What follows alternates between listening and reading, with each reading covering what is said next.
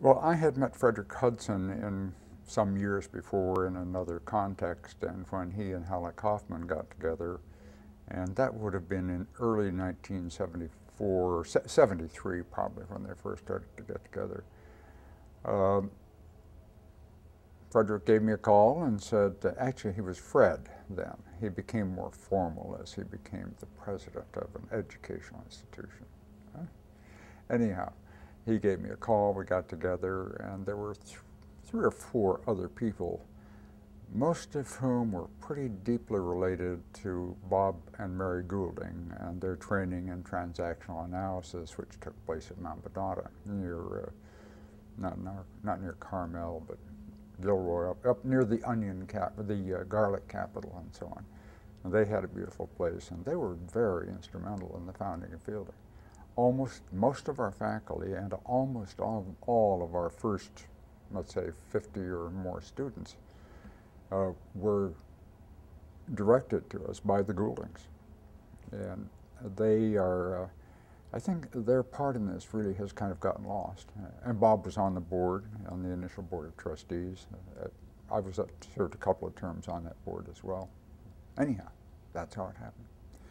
And Halleck and Frederick had met possibly in San Francisco or in Santa Barbara. It wasn't clear to me. And they were both kind of at loose ends. Frederick had been academic dean at Lone Mountain College in San Francisco, which later went under. And Halleck had been kind of a protege, to some extent, of Robert Maynard Hutchins at the University of Chicago. He introduced the great books concept and so on. And they just hit it off. Frederick was one of the most charismatic human beings you could ever expect to meet in life. He's just an amazingly fluent and charismatic, strong, articulate, powerful, intellectually just so brilliant. Halleck was steady, sober, so Frederick brought the energy, the salesmanship, if you will, as to the concept, and pulled the people together, and Halleck made us feel like it might be safe. So we had a great time. And this was when? I became involved, it must have been very early in 1974. And then there were a series of meetings with some of the other key founding faculty, Gene Kerfoot, who died a few years ago, George Thompson, John Gladfelder was a part of that initial group, not there the first few meetings, but he came on board a few months after we got started. And the Gouldings, as I said, and so on, so started then. And we had our first ACW, the admissions contract workshop. We rename it every 3 or 4 years, in August of 1974. Well, I don't know if I'm involved enough to tell you much about it. This came out of some work that was being done several years ago. Valerie Bentz in particular was, I think, the kind of the stimulus for that center. A number of people in HOD. I was in it shortly after that from psychology, but not nearly as deeply as Valerie. Is it Katrina? Yes. Katrina Rogers. Katrina, I think, is involved in that, and a number of HOD faculty folks.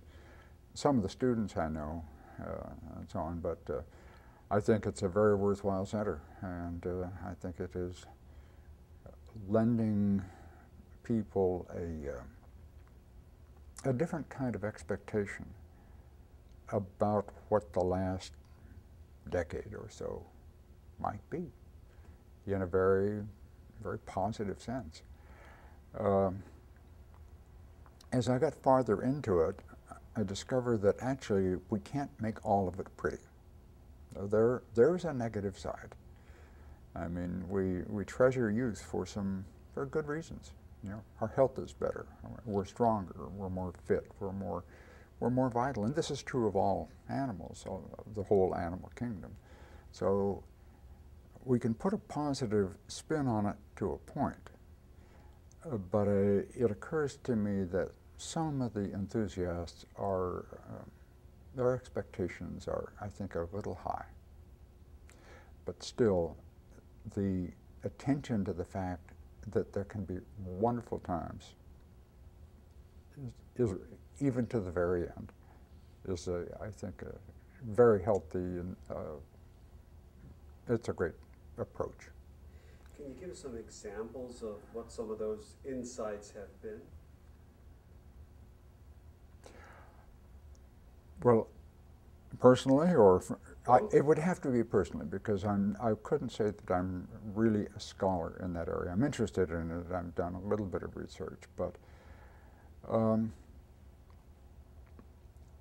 I think it's what we find when we talk to the healthier, older people and this has been going on probably forever, that we can look back and find people who really stood out as being so very positive, contributing, maintaining the social contacts, maintaining some kind of productivity in whatever field that might be. The networking part of it, I think, is absolutely critical. We know, for example, that people who go to church have better lives than that don't. Well, that just is of no interest to me at all. But I've come to understand that the social connections that are involved in that kind of a structure are just so positive, so productive, so useful. So if your church is Kiwanis or Rotary, why fine, that would serve you as well as being a Baptist or a Presbyterian or a Catholic. But the connections are very important, the social connections. And you know, that has been a secret to fielding from day one. It was built around social connections, being connected to one another. Mm-hmm. Why is it important that we do that research right now?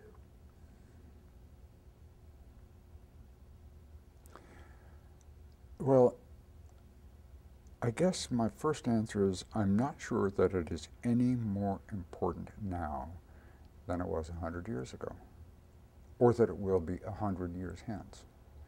I think it's one of the enduring interests which recurs to every new generation.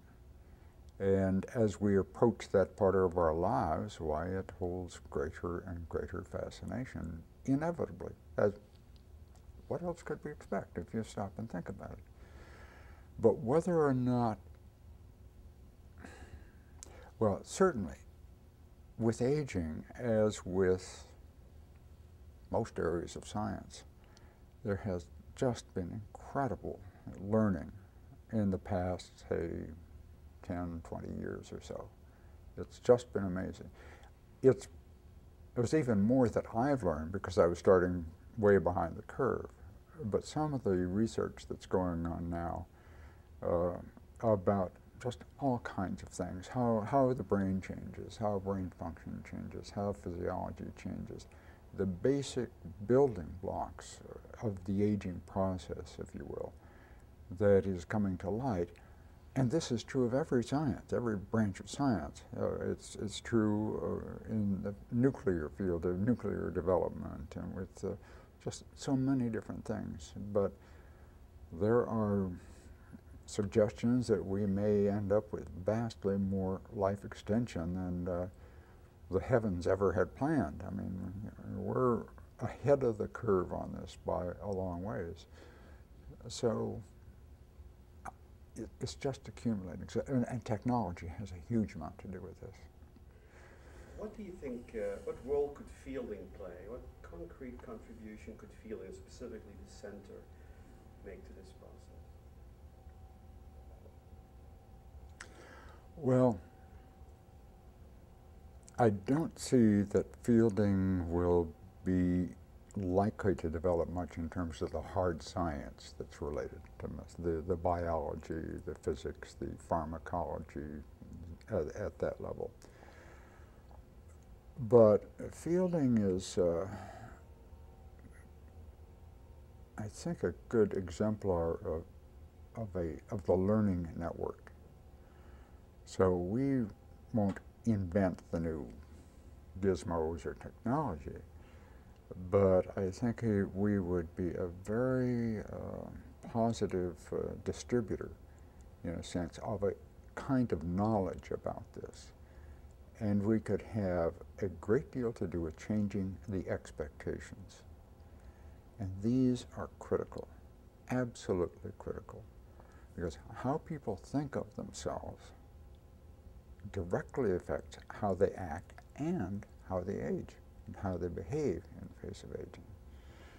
So if you show people, for example, photographs of themselves as younger persons, all of a sudden they start acting younger.